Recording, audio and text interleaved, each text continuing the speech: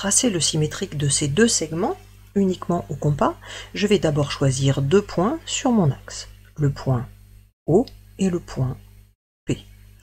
Je ne suis pas obligé d'en choisir d'autres, je vais pouvoir en choisir uniquement ces deux-là.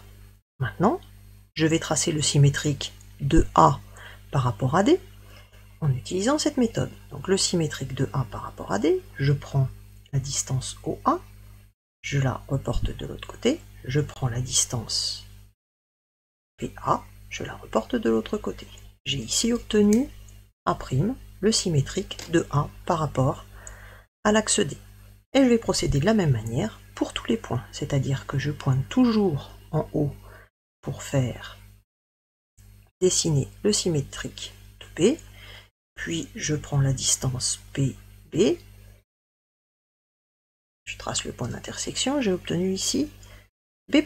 Je vais faire la même chose, je pars, je prends la distance PC, je la reporte de l'autre côté, puis tiens, tant que j'y suis, je vais faire la distance PD et je vais la reporter de l'autre côté. Maintenant, la distance OC va être égale à la distance OC'. Ah, là j'ai pas été très intelligente. Et maintenant, j'ai surtout pas bien vu où allait se passer l'intersection, et la distance OD va être égale à la distance OD'.